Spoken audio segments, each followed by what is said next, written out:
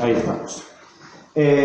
Mis hermanos, bueno, estábamos viendo nosotros esta doctrina de la salvación y anoche en el culto pudimos hablar un poquito, también quedó grabado ese material, así que después con la ayuda del Señor lo vamos a subir a internet, ¿cierto? Para que todo aquel que lo quiera repasar lo pueda hacer.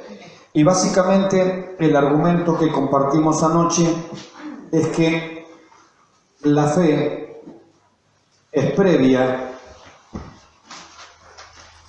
a la conversión, es previa a la regeneración. La regeneración no la vamos a ver nosotros por ahora porque no nos va a dar el tiempo, pero para decirla en dos palabras, ¿qué sería la regeneración? Nuevo nacimiento. Eso es la regeneración. Es decir, no puedo yo nacer de nuevo y después tener fe. No. Tengo fe en el mensaje oído y esa fe produce, con la acción del Espíritu Santo, ¿cierto? Obviamente, Dios interviene, el nuevo nacimiento. Entonces lo que vimos anoche son pasajes que nos hablaban de que habiendo oído el mensaje del Evangelio, primero. Segundo, habiendo creído en él. Tercero, fuisteis sellados. Entonces, se dan cuenta, ese es el proceso bíblico, ese es el proceso de Dios. Entonces la fe tiene que ser previa, tiene que estar antes, no después. Porque una de las cosas que decíamos, si yo nací de nuevo, ¿para qué quiero la fe? ¿Para el desarrollo de la vida cristiana nada más? Bien, entonces, esto lo decíamos y hablábamos, como dijimos anoche, hay varias clases de fe. Hay una fe natural, una fe de confianza, una fe de fidelidad. Hay una fe como cuerpo doctrinal, es decir, la Biblia es nuestra fe, esto lo vimos anoche, el conjunto de doctrina, el conjunto de enseñanza, decimos, esta es nuestra fe. Hay una fe como don del Espíritu Santo, ¿se acuerdan que también lo nombramos simplemente anoche? Así como hay don de lengua, hay don de profecía, hay don de enseñanza, hay don de liderazgo, hay don de servicio, hay don de fe. Pero esos dones del Espíritu son para los que ya son creyentes. ¿Sí? Eso no se puede aplicar al mundo. Yo no puedo decir, bueno, aquel inconverso, aquel vecino impío, aquel que todavía no aceptó a Cristo, tiene el don de fe. No. Para recibir un don del Espíritu hay que primero ser creyente. Entonces el Espíritu Santo nos capacita con distintos dones para que nosotros podamos desarrollar nuestra vida cristiana, para que nosotros podamos bendecir a la iglesia. Eso es don de fe, pero eso es exclusivo para creyentes. Cuando hablamos de fe, en este sentido, nosotros estamos hablando de la fe que conduce a la salvación. Por eso algunos teólogos le llaman para distinguirla de las otras fe, le llaman la fe salvadora o fe salvífica. Lo mismo. Son distintos nombres, pero la idea es la misma. Entonces, cuando nosotros estamos hablando de esta fe, hablamos de la fe que la persona deposita en el mensaje del Señor, que por obra del Espíritu Santo conduce a la salvación. Entonces, una persona, primero, oye el mensaje. Segundo, cree en el mensaje. Esa es una actividad humana, siendo impío, siendo pecador, como nosotros, no éramos creyentes. Oímos a alguien predicando, un pastor, un vecino, un amigo, alguien creyente nos habló, nos compartió el mensaje, creímos en ese mensaje y Dios obró. ¿Sí? Ese es el proceso. Entonces, la fe es previa a la conversión. Y la fe, lo que estábamos diciendo anoche, es una responsabilidad humana. No voy a detenerme mucho en esto. Anoche, como era culto de predicación, no se podía preguntar, ¿cierto? Pero si hay alguna pregunta, la hacemos ahora, antes de pasar a otro tema, porque ahora vamos a ver, con la ayuda del Señor, la doctrina de la elección. ¿Cómo es esto que Dios nos ha elegido? Con la ayuda del Señor, vamos a ver también lo que es la presciencia. Y si hay tiempo, vamos a ver lo que es la predestinación. Son también tres doctrinas importantes dentro de la soteriología, la doctrina de la salvación. ¿Sí? Entonces, si hay alguna pregunta acerca de esto, lo hacemos ahora porque luego vamos a pasar a otro tema. Estoy repasando conceptos que dijimos anoche, nada más, ¿sí? Creo que hay un micrófono ahora ahí disponible como para que alguien pueda preguntar. Entonces, la fe salvífica, la fe salvadora, la fe que el pecador tiene para llegar a ser creyente, es una responsabilidad humana. En este sentido, nosotros no creemos que la fe salvadora o la fe salvífica sea un don. ¿Por qué? Porque lo dijimos anoche y algo hablamos ayer acá. Si la fe salvadora es un regalo que Dios te da, entonces los que no creyeron podrían decir: yo no creí, yo no fui salvo porque Dios, por alguna razón que Él sabrá, no me regaló la fe, entonces yo no pude creer. Entonces, ¿de quién sería el culpable de la perdición? Dios. Entonces, acá no habría, bajo este concepto, si la fe salvadora, la fe que el pecador tiene que poner en Dios, fuese un don, un regalo de Dios, entonces ya no hay responsabilidad humana. No la habría. Si yo me perdí, es porque Dios, por alguna razón, no quiso regalarme la fe y por eso yo no pude llegar al Evangelio. ¿Se dan cuenta? Entonces, a la luz de la palabra, aunque hay iglesias que enseñan que la fe salvadora es un don de Dios, bueno, respetamos su postura, pero a nosotros nos parece que no es lo correcto. La fe salvadora es una responsabilidad humana. Dios manda a creer. La respuesta de Pablo y de Silas al carcelero de Filipos fue clara. ¿Qué debo hacer para ser salvo? ¿Cuál fue la respuesta? Cree. Tú tienes que creer. No le dices, bueno, Dios te va a conceder la fe para que tú creas. No, tú tienes que creer. Es tu responsabilidad. Si tú no crees, no serás salvo. Entonces, por eso hablamos de la responsabilidad humana. Algo que nosotros no dijimos, pero sería bueno simplemente mencionarlo. Esto no lo dijimos anoche. Nosotros creemos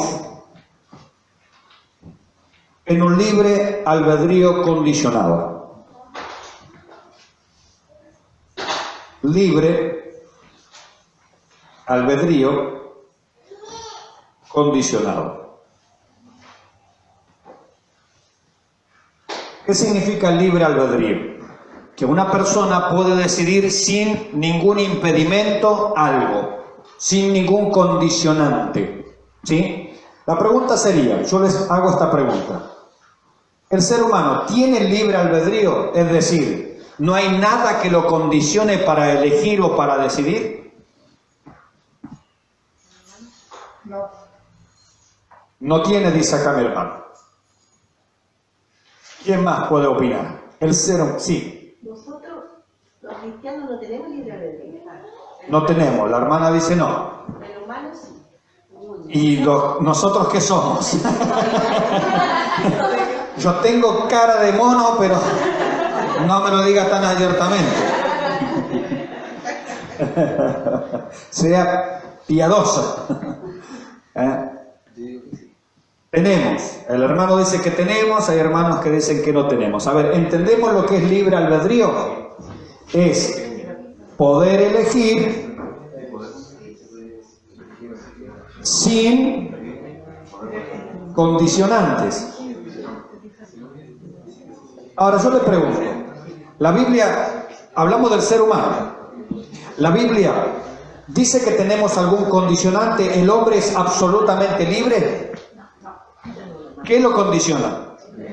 El pecado, muy bien, entonces el hombre no es libre de elegir sin condicionante, tiene un condicionante, es esclavo del pecado. Jesucristo dijo claramente, ¿cierto? El que practica el pecado, esclavo es del pecado, y todos somos pecadores, por lo tanto todos estamos condicionados por el pecado. ¿Sí? Entonces, poder elegir sin condicionantes. Desde ese punto de vista, si yo digo, ¿el hombre tiene libre albedrío? No, porque está condicionado. ¿Qué lo condiciona? El pecado. Todos han pecado, ¿sí o no? Y todos están destituidos de la gloria de Dios. Desde Adán para acá, todos pecadores, todos en pecado, todos esclavos del pecado, todos presos de las tinieblas, todos en el reino de Satanás, ¿sí o no? Y donde Satanás es el amo y señor. Así estábamos nosotros, Pablo dice. Éramos por naturaleza hijos de ira, lo mismo que los demás. Anoche leímos Efesios capítulo 2, versículo 1 y versículo 5, que dice que el ser humano está muerto en delitos y pecados. ¿Qué era muerto? ¿Qué significaba muerte? Separación, sin comunión. No es que no pueda hacer nada, no tiene comunión. Entonces, no lo comparemos con el pobre Lázaro, porque Lázaro era muerte física. Acá hablamos de muerte espiritual y significa separación nada más, ¿sí? Bien, entonces el hombre, el ser humano, está condicionado por el pecado. Entonces ya no puedo hablar del libre albedrío. En algunas doctrinas, en algunos grupos doctrinales, que se llama arminianismo. Claro, esto porque alguno va a pensar que yo soy arminiano. No soy arminiano como tampoco soy calvinista, que sería lo opuesto a esto.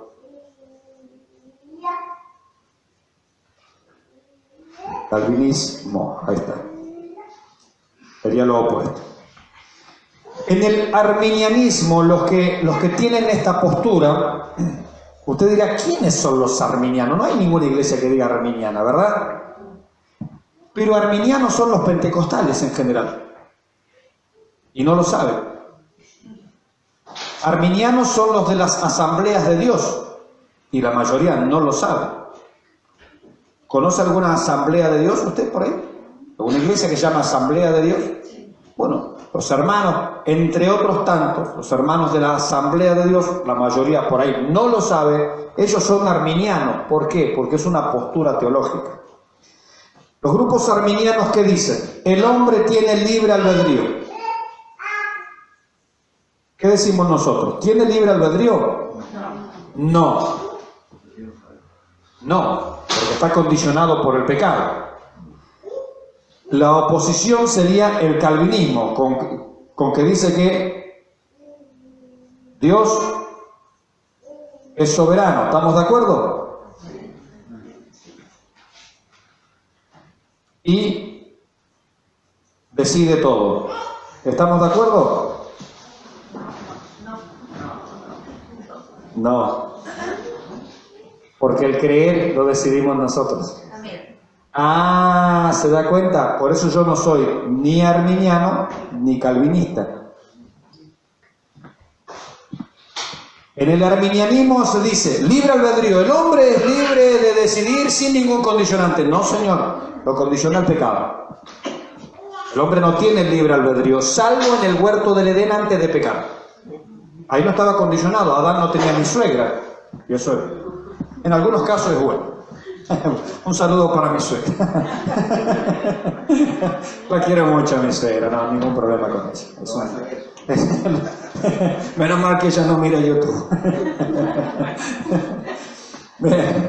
Entonces, Adán vivía en el ambiente perfecto, en el lugar perfecto, no tenía suegra, no se peleaba con el vecino, no tenía problemas con que el municipio, no se le cobraba impuestos, ningún problema, absolutamente nada. Adán sí tenía libre albedrío, pero una vez que pecó, perdió esa capacidad porque se hizo esclavo del pecado. Por lo tanto, la postura arminiana que pone énfasis en que el hombre tiene libre albedrío, yo no la comparto. No. Ahora, la postura calvinista, Dios es soberano, ahí estamos de acuerdo, ¿cierto? Él es soberano, por supuesto, Él está en el trono, Él reina, Él es majestuoso, Él es glorioso, sí. Ahora, Él no lo decide todo, porque Él le permite al hombre, en el mismo huerto del Edén, ¿qué hizo? De todos estos árboles puedes comer, pero de este otro no comas. ¿Y a quién le dejó la decisión? Entonces, si el hombre come de ese árbol, ¿de quién es la decisión? ¿Dios lo decide todo? ¿Dios lo obligó? Dios, porque es soberano, bueno, vas a comer, y lo agarró acá del cuello y le untó ahí la cabeza en el fruto por el... No. Aunque Él es soberano, respeta las decisiones de la criatura, ¿sí o no? Amén. ¿Dios sabía que Adán iba a pecar? Sí lo sabía. Pero dejó que Él decidiera. Es decir, usted es responsable. Si usted come, usted también aténgase a las consecuencias, ¿sí o no? Es como cuando usted le dice a su hijo, los que somos padres, mire, cuando salga del colegio, véngase derecho para la casa, si no sabe lo que le espera. ¿Puede su hijo desobedecer? Sí. Sí. ¿Quedará en la responsabilidad de quién? De él. Adán es hijo de Dios. Sí, la Biblia dice, Adán, hijo de Dios. Bien, entonces Dios es soberano, eso no está en discusión, siempre ha sido soberano y siempre lo será, pero es un soberano que respeta la libertad individual de la criatura, porque la criatura fue creada a imagen y semejanza de Dios.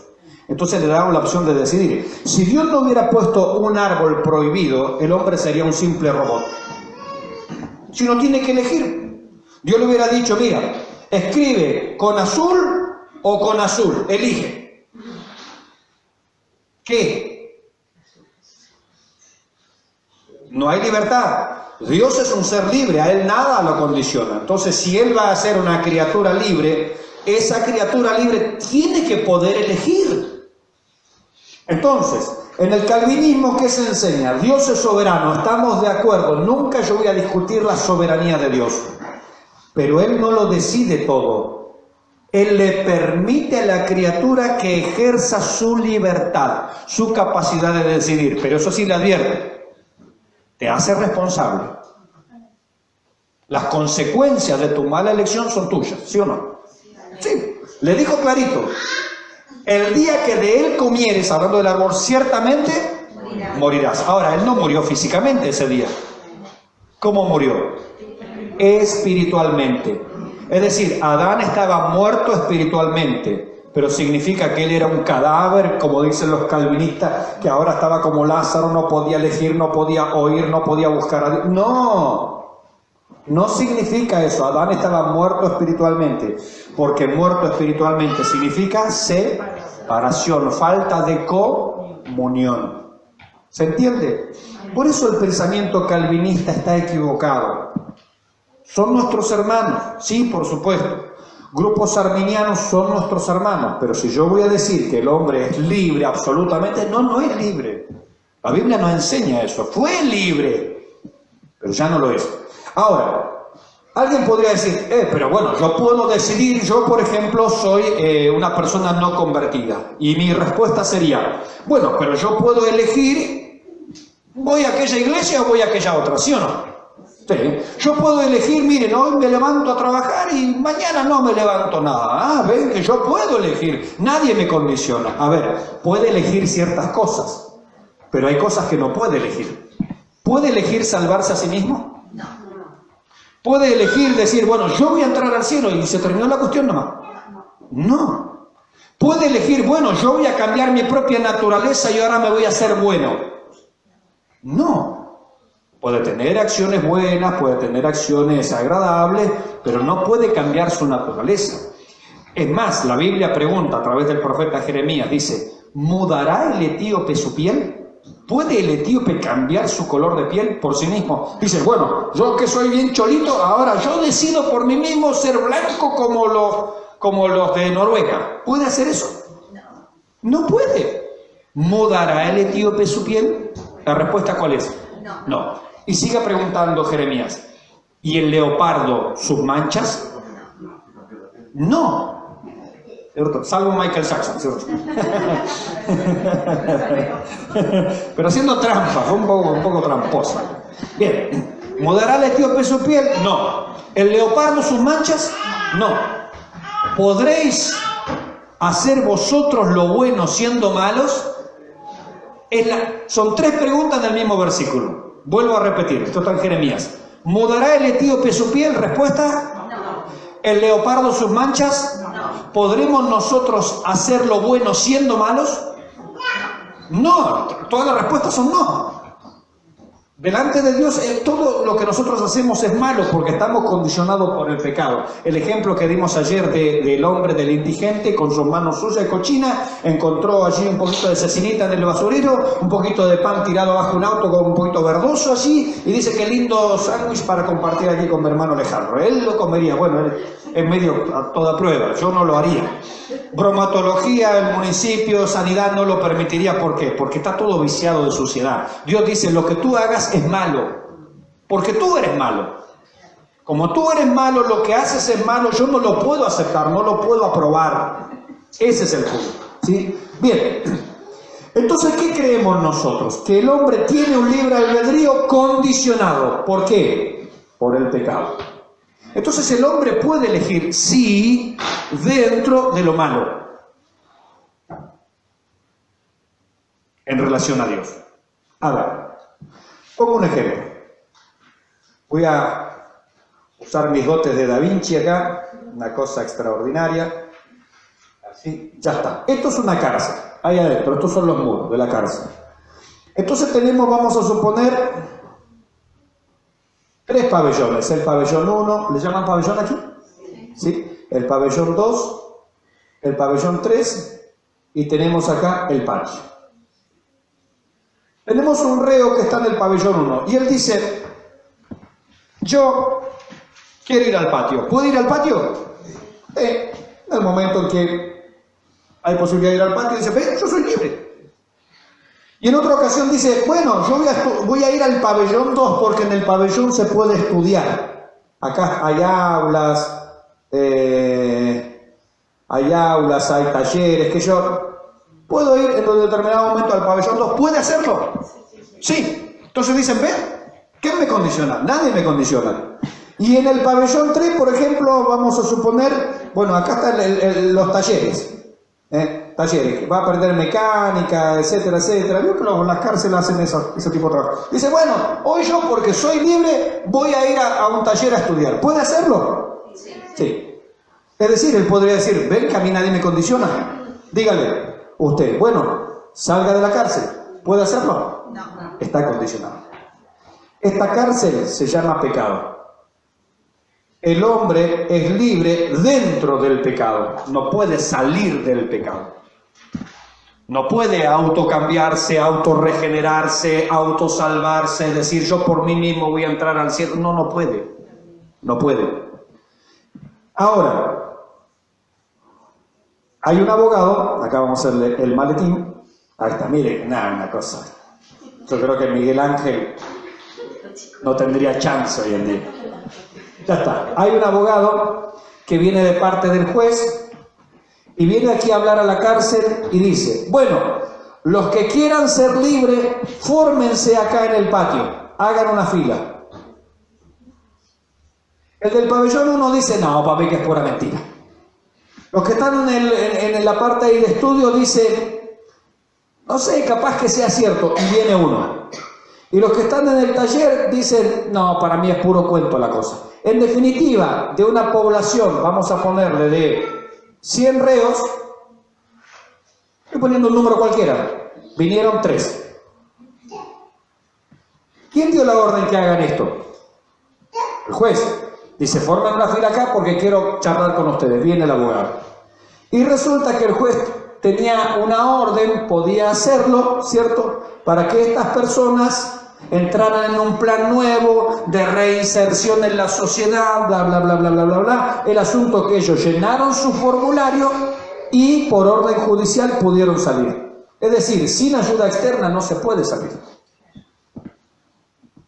Vamos entendiendo el cuadro, la figura, la metáfora. Una parábola sería esto, ¿eh? La parábola de la cárcel acabo de inventar, ¿sí?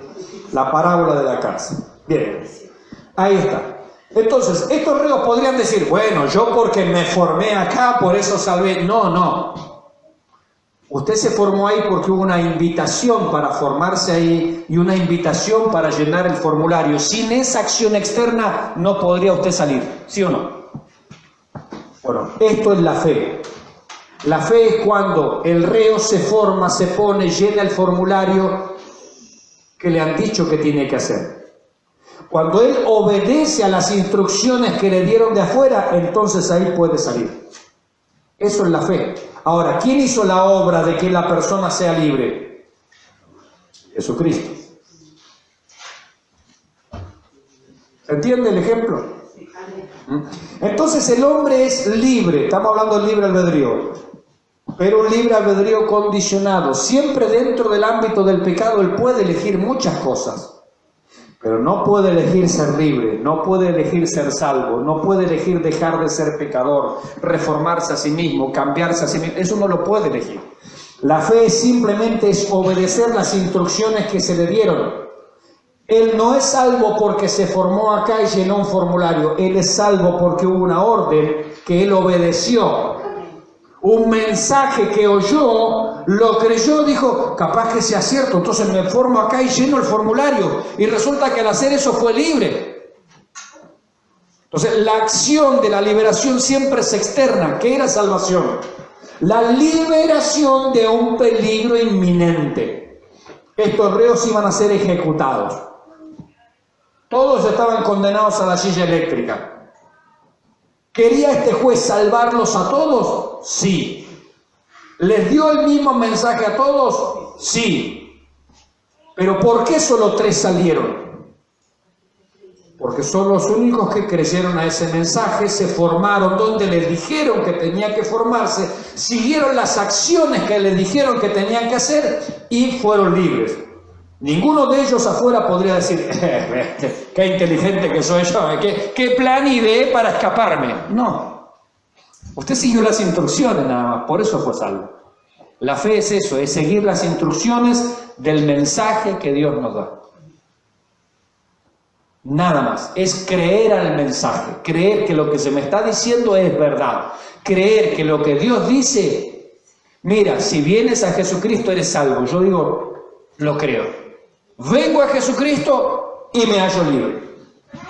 Seguí las instrucciones nada más. Eso es, mis hermanos, como una gráfica, un diseño, una parábola, lo que es esto. Entonces, volviendo para atrás, el hombre, el ser humano hoy en día, después de la caída, después de que el pecado entró en Adán, ¿es libre? ¿Tiene libre albedrío solo? No. Por eso no soy arminiano. Ahora, ¿tiene un libre albedrío? Sí, pero está condicionado. ¿Por qué? Por el pecado. ¿Y por qué no soy calvinista? Porque Dios es soberano, estamos de acuerdo, Dios es soberano, pero Él no lo decide todo, ni siquiera en el huerto del Edén lo decidió todo. Dejó la responsabilidad en manos nuestras. Y hoy en día Él da un mensaje a la humanidad. Venid a mí todos, los que estáis trabajados y cargados, pero solamente vienen 4. ¿De quién es la culpa? Ejerce su libertad, pero asuma también las consecuencias de su decisión. ¿Bien? ¿Hay alguna pregunta? Sí, mi hermano. Ahí está, gracias. Muy bien. No, yo la consulta, por ejemplo, yo no quería venir a asistir a estos estudios. Sí. Yo ya había tomado mi decisión. No quise porque... Por eso digo yo, si no tenemos libre albedrío, pero yo no quería venir por un tema de que yo no entendí una pregunta de la vez pasada que vino usted. Cuando habló del Espíritu Santo y de que de repente el Espíritu Santo intercedía por nosotros y nosotros no teníamos ni siquiera que a veces orar por algo que ya Dios... Entonces yo estoy diciendo porque a lo mejor yo lo entendí mal. Entonces yo decía, bueno, al final lo vamos a poner más flojo porque en realidad no voy a... ni siquiera voy a pedir porque Dios ya sabe lo que yo quiero. Así entendí esa última vez. Claro, entonces no tenía ganas yo de venirme como me iba a seguir turbando. Entonces yo decidí no venir nomás. Entonces, a lo que no entiendo, ¿por qué he tenido que venir todos estos días si yo ya había decidido no venir? Esa es mi pregunta. ¿Qué me trajo? O sea, libre albedrío, yo decidí una cosa y hicimos otra, no sé. Bueno, 2 cosas vamos a tratar de responder. Primero, yo no dije eso que usted interpretó. Primero, no, usted está citando la carta a los romanos cuando la Biblia dice, Pablo dice, que hemos de pedir como conviene, no lo sabemos. Es decir, que a veces no oramos bien, no oramos correctamente, pero no estamos diciendo que no hay que orar. No. tenemos que orar. Orad sin cesar, dice la Biblia, es decir, está absolutamente claro. Quiero que todos los hombres levanten en todo tiempo manos santas sin ira ni contienda, que oren por esto, por aquello, por esto. Es decir, no, la oración es algo que nosotros ejercitamos. Lo que Pablo está diciendo es que a veces nosotros oramos mal, porque no sabemos, porque no entendemos, porque tenemos sueños. No sé si a usted le ha pasado, pero a mí me ha pasado. Estar en una mañana orando y por ahí como que me quedo dormido y me digo a mí mismo, ¿qué estaba diciendo? Bueno, a veces por sueños, por cansancio, por inexperiencia, por falta de conocimiento, oramos mal. Santiago dice, pedís y no recibís. ¿Por qué pedís? Mal. Bueno, la Biblia dice también eso. No estamos diciendo que no hay que orar. Sí hay que orar. Y mientras más oremos, mejor todavía. Pero no necesariamente oramos de la manera correcta. Y no necesariamente nuestras peticiones son conforme a la voluntad de Dios. Entonces Pablo lo que dice es que el Espíritu Santo nos ayuda, intercede, nos ayuda, no es que lo hace por nosotros, nos ayuda en nuestras oraciones, ¿sí? Nos ayuda. A veces, y ahí viene el pasaje, creo que eso fue lo que yo cité, David dice, he aquí Señor, no está la palabra en mi boca y tú la sabes toda. Dios sabe lo que yo voy a pedir. Claro que Dios lo sabe. Sabe lo que voy a decir porque Él lo sabe todo. Ahora, Él va a responder esa oración conforme a su voluntad. El Espíritu Santo va a traducir nuestro mal lenguaje, pobre lenguaje, nuestra oración equivocada. Es decir, el Espíritu Santo nos ayuda. Eso es lo que yo quiero decir. No que no tenemos que orar. Por supuesto que tenemos que orar. El creyente tiene dos piernas. Una se llama oración, la otra se llama Biblia. Si usted anda solo con oración, usted cojea. Si usted anda solo con Biblia, sin oración, usted cojea. Usted necesita, y yo necesito, y todo cristiano necesita las dos piernas del creyente. Una es oración, la otra es Biblia. Si no, el creyente cojea. Y quien no ora ni lee la palabra, es un lisiado. No tiene piernas. Es un Mefiboset. ¿Sí? Un Mefiboset. Claro, porque eso es las dos prácticas elementales, básicas del cristianismo, es oración y palabra de Dios. No, está más o menos claro. O sea, yo no quise decir eso. Tal vez uno a veces lo expresa de tal manera que, bueno, uno no sabe cómo la otra persona lo está recibiendo en su mente. Por eso necesitamos la acción iluminadora del Espíritu Santo. Yo puedo leer la Biblia y la entiendo mal. ¿Cuántas personas leen la Biblia y la entienden mal? Bueno, alguien puede malinterpretar algo que uno dijo, bueno, eso es normal, pero lo bueno es preguntar. Después, acerca de lo que usted dice, yo no quería venir, pero vine. Bueno, porque usted es creyente y el Espíritu Santo le va convenciendo, porque el Espíritu Santo está en usted, está en mí, está en mis hermanos, y Él nos convence de las actividades espirituales que nos edifican. Tenemos que edificarnos en la santísima fe, y hay fe utilizada como conjunto de doctrina. Bien, entonces es una actividad fundamental. Entonces, ¿qué hizo el Espíritu Santo con su corazón? La convenció. Aunque usted no quería, Él la guió. No la obligó, ¿cierto? Que yo sepa, o que vea yo ahora, no está usted toda machucada porque el Espíritu Santo la trajo a palo por la calle, ni la trajo a la rastra. No. La convenció con su amor y con su misericordia y le dijo, es necesario que esté.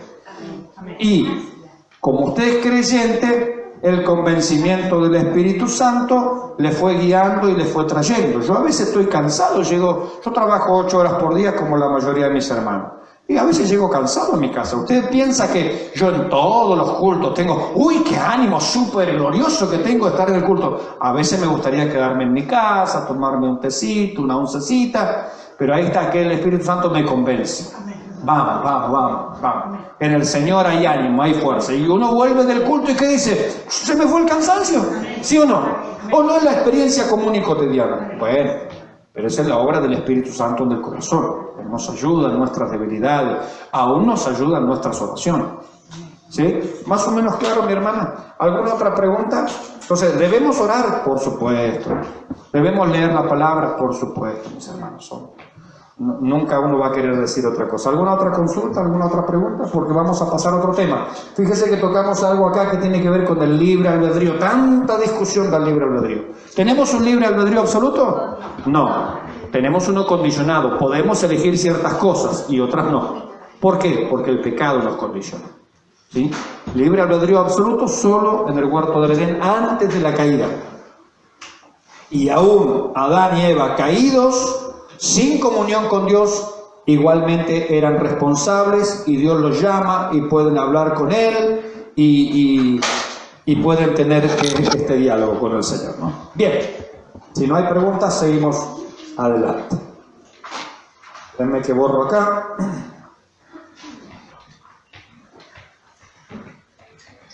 Muy bien, muy bien, muy bien. Vamos a hablar entonces ahora con la ayuda del Señor una doctrina también que trae mucha controversia, la elección. La elección. Algunos, porque también otra vez malinterpretan la doctrina de la elección, porque malinterpretan la doctrina de la elección, dicen, no, es que la doctrina de la elección no es bíblica. No, perdón. La Biblia habla tantas veces de la elección que yo no puedo negar, no puedo tapar el sol con un dedo. No puedo tapar la evidencia. En la Biblia hay una doctrina de la elección. El tema es cómo yo la entiendo. Ese es otro tema. No sea cosa que la esté malinterpretando y al malinterpretarla, o que alguien la malinterpreta, lo predica así y entonces genera rechazo. No, yo no puedo aceptar eso. Bueno, a veces no se puede aceptar eso porque está mal explicado, porque no es lo que la Biblia quiere decir. Como recién decíamos, ¿no? Si uno malinterpreta la Escritura, ¿cuál es el resultado?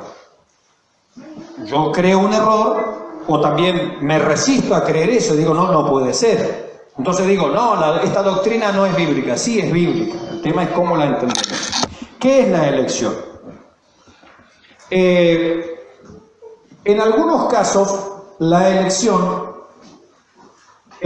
ponemos así, en algunos casos, la elección tiene que ver con salvación, no siempre, y en otros casos tiene que ver con tareas o trabajos. ¿Sí? Pues la Biblia habla de elección. Por ejemplo, Dios lo eligió a Saúl, ¿para qué? Para que se fuera al cielo. ¿Para qué lo eligió a Saúl, el primer rey de Israel? ¿Para qué? Un trabajo, una tarea. Es decir, ¿Dios lo eligió, sí o no? Pero no siempre que la Biblia habla de elección habla de cielo o infierno. No tiene que ver con eso. Hay que ver el contexto del pasaje, de qué está hablando la Biblia. Entonces, ¿Dios lo eligió a Saúl? Sí. Porque Dios eligió a Saúl, ¿significa que Saúl sí o sí se iba a ir al cielo? No, lo llamó para ser rey. Ahora, ¿ustedes qué opinan? ¿Fue un buen rey o un mal rey? Gracias. ¿Qué le parece a ustedes? Diríamos que fue bastante mal rey. Tiene partes buenas, tiene partes malas. ¿Y cómo terminó? ¿Cómo fue que murió Saúl? Se suicidó, se arrojó sobre su propia espada, es decir, Saúl cometió suicidio, es uno de los pocos personajes en la Biblia que nos narra el suicidio. Podríamos preguntarnos al menos, no lo podemos asegurar, pero podríamos preguntarnos, ¿habrá sido salvo si él se suicidó, se quitó la vida a sí mismo? Vamos a suponer que no, yo me lo estoy afirmando, esperemos llegar al cielo y allá les cuento si quieren. Claro, porque yo no sé quién está allá arriba, yo supongo quién está allá arriba, pero tampoco se los puedo afirmar, ¿no? Un predicador, Dwight Moody, decía, en el cielo van a ocurrir 3 maravillas. La primera maravilla es que yo voy a ver a gente que no esperaba ver. La segunda maravilla es que yo no voy a ver a gente que yo esperaba ver. La tercera maravilla es que yo esté allí presente. Qué buena reflexión, ¿eh? Voy a ver a gente que no esperaba ver. No voy a ver a gente que yo creía que iba a ver. Y tercero, que yo esté allí. Bueno, es una maravilla, gloria a Dios. Así que, si queremos ver lo de Saúl al final, esperemos llegar a la presencia del Señor. Ahí le preguntamos al Señor, Señor, ¿habrá llegado Saúl? Bueno, y Él le va a contestar, no se haga ningún problema. Nosotros podemos suponer aquí abajo, ¿no? ¿Bien? Bueno, ¿de qué estaba hablando? De la elección, sí, les iba a comentar. Claro, estábamos hablando de Saúl, ¿cierto? Él cometió suicidio. Ahora, ¿Dios lo eligió a Saúl, sí o no? Sí. Ahora, ¿lo eligió para qué? ¿Para que se vaya al cielo? No. Lo eligió para una tarea. Entonces, no siempre que hablamos de Dios elige a alguien, es un elegido, se va al cielo. En el calvinismo tienen esa mala costumbre. Dios es soberano, así que si Él te eligió, tú te vas para el cielo seguro. No, Dios lo eligió a Saúl y lo más probable es que no haya ido al cielo. Digo lo más probable y lo digo con prudencia, ¿cierto? ¿Por qué? Porque se suicidó, porque vemos que no andaba como debía andar un creyente y su final no fue acorde a un creyente. No. Entonces esto de que los elegidos y los no elegidos, a ver, tengamos cuidado con esas palabras. Porque Saúl fue elegido. Otro ejemplo. El Señor Jesucristo, el Hijo de Dios, Dios hecho carne, Dios entre nosotros, Emmanuel, el que todo lo sabe, el eterno Hijo de Dios, ¿lo eligió a Judas para que sea su discípulo, sí o no? Sí. Judas Iscariote estoy hablando, porque habían dos Judas. ¿Lo eligió, sí o no? Sí. Entonces Judas se fue al cielo, pues era elegido. Entonces, hay que tener mucho cuidado. Por eso digo, el calvinismo hace tanto énfasis en la soberanía de Dios. No está en discusión la soberanía. Pero ellos dicen, el Dios soberano eligió a fulano de tal, por lo tanto fulano de tal es un elegido, y como es elegido, va a entrar al cielo. La Biblia no enseña eso. Eso es una conclusión que usted está sacando, pero la Biblia no enseña eso. Le estoy dando dos ejemplos. ¿Lo eligió el Señor a Judas, sí o no?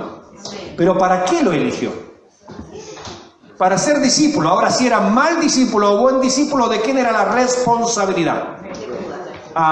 Dios nunca quita la responsabilidad. Si usted es un mal discípulo, si usted es un mal hijo, si usted es un traidor, y Judas era ladrón, le robaba hasta el mismo Señor de las ofrendas. ¡Oh, Señor! ¿No sabía el Señor que Judas era ladrón? Sin embargo, miren la misericordia del Señor, le da una amplia oportunidad, 3 años al lado del mejor maestro del mundo. ¿Cómo nos hubiera gustado estar ahí, no? ¡Oh, qué maravilloso! Andar con el Señor, acompañarlos, aprender de Él.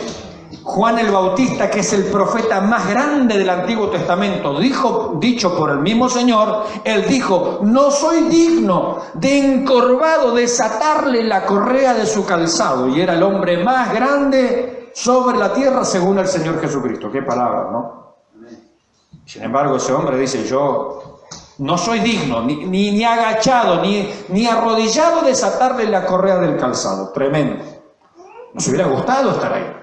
Como María a los pies de él recibiendo la enseñanza. Judas lo acompañó por todos lados. ¿El Señor lo eligió? Sí, lo eligió.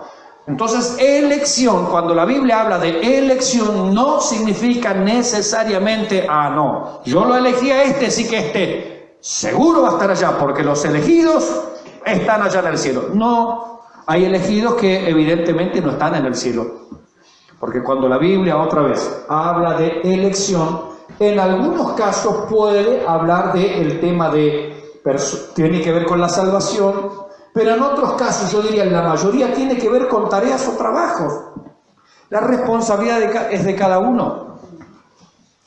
Dios nunca ha quitado la responsabilidad del ser humano. Nunca la ha quitado. Desde el huerto del Edén hasta ahora, el hombre es responsable por lo que hace.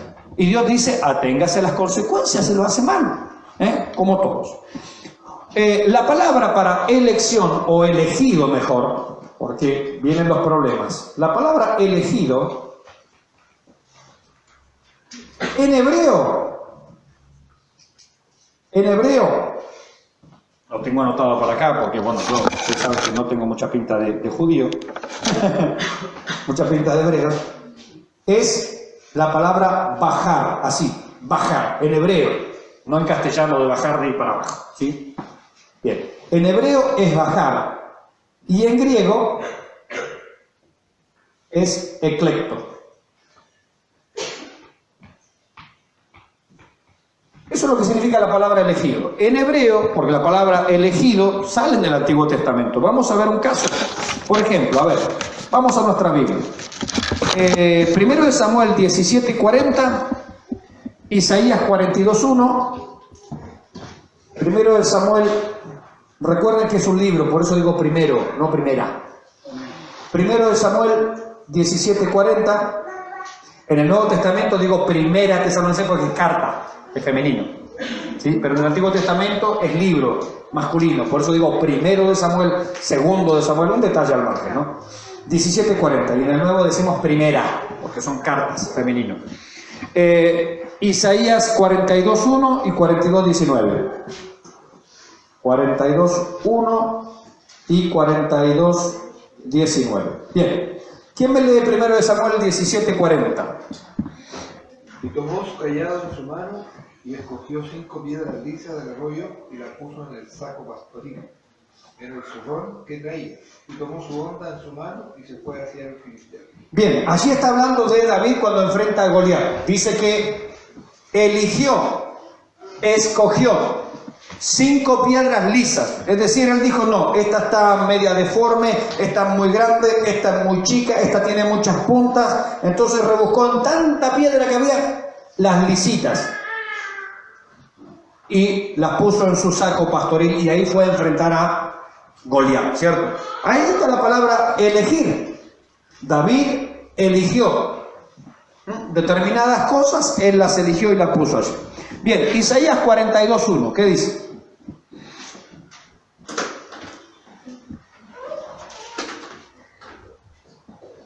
Y 42:19. ¿Quién lee? He aquí mi siervo, yo le sostendré, mi escogido, en quien mi alma tiene contentamiento. Ajá. He puesto sobre él mi espíritu, y él traerá justicia a las naciones. Bien, allí está hablando de quién? Del Señor Jesucristo. Y dice que Él es el elegido. Ahora, ¿ustedes piensan que cuando la Biblia dice, este es mi elegido, este seguro se va a ir al cielo, Dios está pensando en eso? ¿Elegido para qué? Para que sea el Mesías, para que sea un propósito, para que sane a la gente. ¿Se dan cuenta? Es elegido en relación a una tarea. Aún de Jesucristo se habla de eso. Este es mi elegido, en Él puse mi espíritu, ¿para qué? Para que sane, para que predique. No está diciendo es mi elegido, por lo tanto yo lo voy a llevar al cielo. No. Es elegido en relación a una tarea, a un trabajo, a una actividad. ¿Bien? Aún de Jesucristo se utiliza así la palabra. 42:19. ¿Quién es ciego sino mi siervo? ¿Quién es sordo como mi mensajero que envié? ¿Quién es ciego como mi escogido y ciego como el siervo de Jehová? ¿De quién está hablando allí? No, no le está diciendo al Señor ciego. De la nación de Israel. Es decir, en 42:19, cuando habla de mi siervo, no está hablando del Señor Jesucristo, está hablando de la nación de Israel. Dice, ustedes son ciegos, los escogí, son ciegos, no saben, no entienden. Entonces el elegido, aunque Israel es el elegido, un elegido bastante malo, ¿o no? Bueno, 42:19, ahí está hablando de el siervo de Jehová. En ese pasaje, en ese contexto es Israel. En otros contextos es Jesucristo. Por eso en Isaías tenemos que ver, a ver, ¿de quién está hablando? ¿Del pueblo o del Mesías? Pero ambos son los elegidos. Acá el elegido escrito para un trabajo. Acá el elegido es Israel. Y dice, son ciegos, son... O sea, el trabajo que hacen es malo. Entonces, que Dios te elija... Alguno puede decir, Dios me eligió, yo soy uno de los elegidos. Eso no garantiza que hagas bien tu trabajo. Eso te hace responsable de un trabajo. Te hace responsable de una actividad, porque Dios nunca quitó tu responsabilidad. Él te eligió para un trabajo. Él te eligió para que llevaras, por ejemplo, su palabra. Él te eligió para que seas parte de la iglesia. Ahora puedes ser un muy mal hermano, ¿sí o no? Él eligió a Judas, y sin embargo, aunque eligió a Judas, no significaba que Judas iba a ir al cielo. Por eso asociar el elegido es porque Dios me eligió y los elegidos van a estar en el cielo. Falso. No es así la cosa. Fíjense que hasta ahora, cuando hablamos de elección, hasta ahora no ha tenido que ver con la salvación, ha tenido que ver con trabajos o tareas. Si lo haces bien o mal es responsabilidad tuya. Yo te elegí para esto. Ahora, si lo haces mal, es tu problema y darás cuenta y pagarás las consecuencias. ¿Se entiende entonces esto de qué? Porque la pregunta normal de un creyente, a mí me lo han hecho muchas veces, pastor, ¿cómo sé si soy un elegido? Porque está acá. Dios te eligió. Ahora, tú tienes que hacer bien tu trabajo o lo puedes hacer mal. Dios te eligió para ser parte de la iglesia. Ahora, si vas a estar en el cielo o no, depende si te has arrepentido, si has creído al mensaje o no. Es decir, ser elegido no garantiza que vas a estar en el cielo. No lo garantiza. Estamos viendo ejemplos, ¿no? ¿Se entiende lo que estoy diciendo? Entonces, claro, porque la pregunta, a mí me han hecho esta pregunta como pastor. En Bahía Blanca, acá en Chile, en Uruguay no, porque no he estado nunca. En Argentina y en Chile. He estado en Perú, pero allá no me preguntaron por lo elegido. Me han preguntado, pastor, ¿y cómo sé que soy uno de los elegidos? Porque está acá. ¿Cómo sabe usted, mi hermana, por ejemplo, que usted es una elegida? ¿Se ha hecho esta pregunta usted? ¿Seré elegida o no seré elegida? ¿Quién se ha hecho esta pregunta? A ver, ¿quién se ha hecho esta pregunta? ¿Seré elegido yo? ¿Alguien se ha hecho esta pregunta? Bueno, ¿cuál sería la respuesta? Sí. Sí. Sí. Consulta. O sea, el pasaje que nos habla de muchos son llamados y pocos los... Es el que sigue, Mateo 22, 14, pero siga, haga la pregunta. O sea, da como la sensación de que también es alguien lo escogió para entrar al reino del cielo. No. Vamos a Mateo 22, 14 porque ese era el texto que sigue. Mateo 22, 14, que es el texto o uno de los textos que genera tanto problema porque no interpretamos. Primero, ¿está claro que una persona elegida no está garantizada que vaya al cielo? ¿Está claro eso hasta ahora? No. Vimos el caso de Saúl, vimos el caso de Judas al lado del Señor. El Señor lo eligió, sin embargo, no tiene que ver con que si eres un elegido, tú estarás en el cielo. No tiene que ver con eso. Entendiendo sí que la responsabilidad de Saúl en este caso de suicidarse con Judas, si hubiese sido cambiada, hubiesen ellos podido estar en plan de salvación. Sin duda. La gente que se pierde no es porque era elegida o no elegida, es porque creyó o no creyó. Entonces en ese caso Judas con Saúl no tendrían una elección para el trabajo, pero sería como un llamado.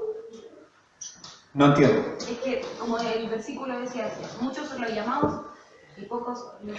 Todavía no llegamos a ese, o sea que todavía no lo expliqué. Yo no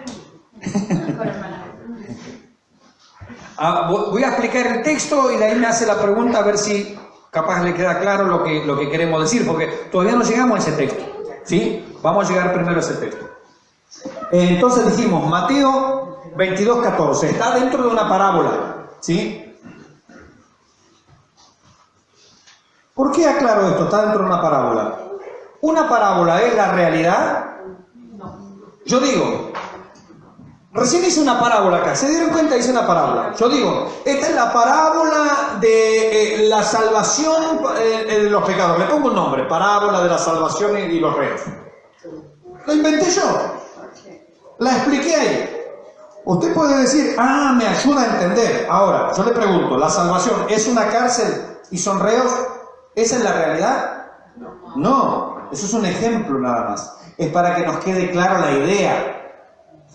Cuando nosotros vemos cualquier parábola, la parábola no es la realidad, es un ejemplo nada más, es una idea. Yo invento ahora otra parábola.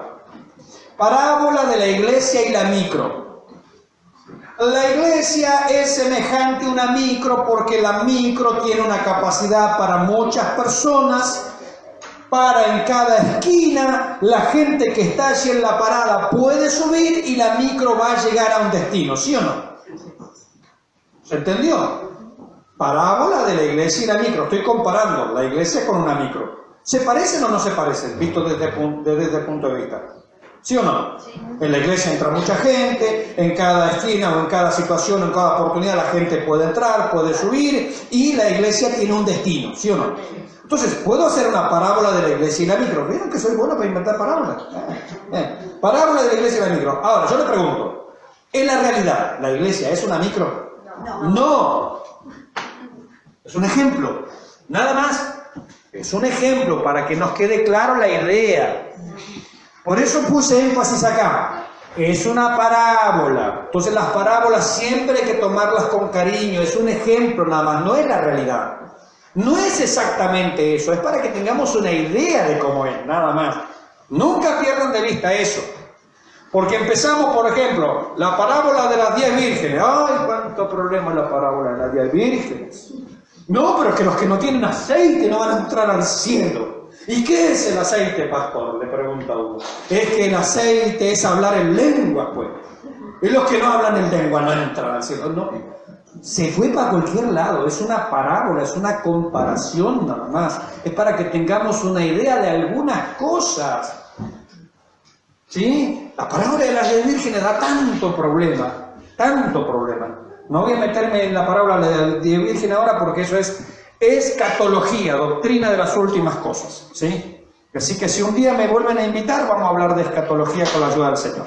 Los tiempos finales, el rapto de la iglesia, gran tribulación, el reino milenial, todo eso. Bien.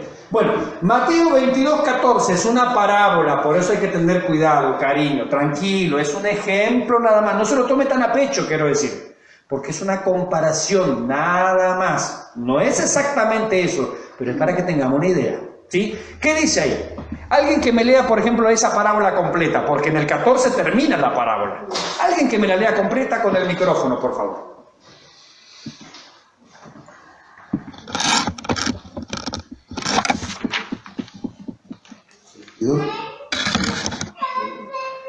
Respondió Jesús, los volvió a hablar en parábolas, diciendo: el reino de los cielos es semejante a un rey que hizo fiestas de bodas a su hijo, y envió a su siervo a llamar a los convidados a las bodas, mas estos no quisieron venir.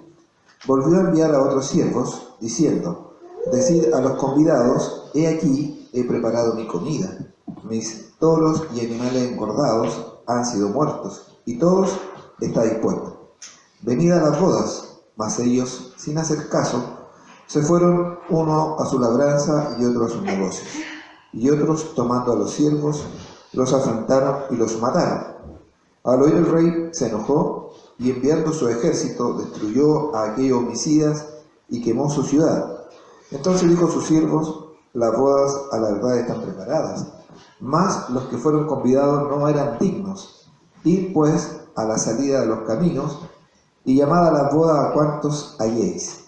Y saliendo los siervos por los caminos, juntaron a todos los que hallaron, juntamente malos y buenos. Y las bodas fueron llenas de convidados. Y entró el rey para ver a los convidados, y vio allí a un hombre que no estaba vestido de boda. Y le dijo: amigo, ¿cómo entraste aquí sin estar vestido de boda? Mas él enmudeció. Entonces el rey dijo a los que servían: atadle de pies y manos y echadle en las tinieblas de afuera. Allí será el lloro y el crujir de dientes, porque muchos son llamados y pocos escogidos. Muy bien, esa, fíjense, por eso dije, es una parábola. Vamos a poner las palabras en griego. Muchos son, porque este es el que nos da problemas, ¿cierto? Muchos son llamados. Primero, ¿una parábola refleja exactamente la realidad? No, es un ejemplo nada más. Por eso la parábola no se la tome tan a pecho. No, pero que acá es un ejemplo. Tranquilo, es un ejemplo. Muchos son llamados.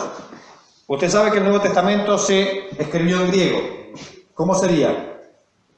Muchos son kletos. Muchos son llamados, muchos son kletoi en realidad, perdón, kletoi.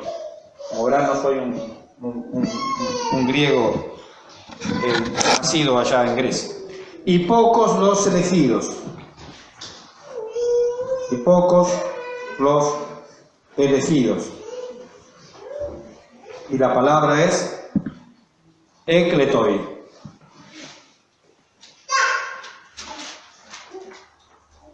¿Qué diferencia hay entre cletoi y ekletoi? Es un juego de palabras. En castellano no tiene nada que ver, porque no suenan parecidos. ¿Sí? Llamados y elegidos es como, me hace pensar en cosas distintas, pero en el griego, como se escribió la Biblia, es un juego de palabras. Es como si yo dijera, a muchos convidé, pero pocos vinieron al convite. ¿Tiene más sentido? Porque estoy usando palabras similares.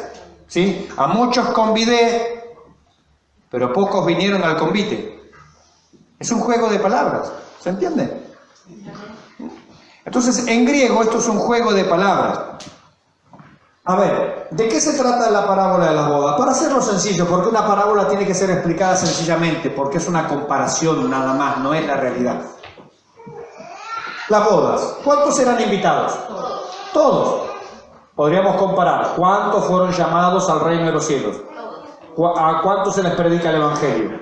Listo, hasta ahí. Porque es una comparación nada más. ¿Cuál fue la respuesta? La primera respuesta que dieron: no quiero, no, tengo cosas que hacer, no, esto, ya está, listo. Después, ¿qué pasó? Hubo otra segunda invitación, es decir, Dios insiste, ¿o no? Porque acá si el rey representa a Dios, bueno, Dios insiste, y esos invitados llegan. Lo único malo que hubo en los segundos invitados, cuando el rey insiste, tráiganlo a los cojos, a los mancos, porque yo tengo todo preparado y quiero que haya gente. ¿Se dan cuenta? El Dios soberano, yo le diría a un calvinista, el Dios soberano quiere que haya gente, quiere que sean muchos, quieren que esté todo lleno, ¿sí o no? Sí. Pero si Él es soberano, si Él elige, pastor, claro, Él elige invitar a todos. Y ejerce su soberanía invitando a todos. Porque es tan rico que hace una fiesta para todos. Y nadie queda excluido de esa fiesta. Él no quiere que quede excluido nadie. La conclusión. Llega. Ahora, hay un solo invitado por allí. ¿Cuál fue el problema? Sin vestido de boda. Según la práctica de aquellos días, por eso tenemos que ver cuál era la práctica. Según la práctica de aquellos días, cuando había una boda, el que auspiciaba, el que se casaba, el que era, digamos, el dueño de la boda, por así decirlo, le daba túnicas a la gente. Entonces, cuando usted entraba, venía el hermano Alejandro, acá tiene una túnica, póngase la túnica. Venía la hermana Jimena, póngase una túnica. Todas las túnicas eran iguales. Entonces llegó uno ahí de blue jean, zapatilla, con el cuello de la camisa hacia afuera, así como yo. Y claro, ¿cuál es la diferencia entre todos vestidos iguales, todos vestidos de boda? ¿Cuál es la diferencia? ¿Por qué este está así? Porque no entró por la puerta. Porque si hubiera entrado por la puerta se le daba su túnica. ¿O él no fue invitado también? También estaba invitado. Menso, hubiera entrado por la puerta, le daban la túnica si era gratis. ¿Pero qué hizo ahí? El muy menso se coló por la ventana, entró por algún lugar. Ah, yo quiero entrar de mi manera, de mi forma. No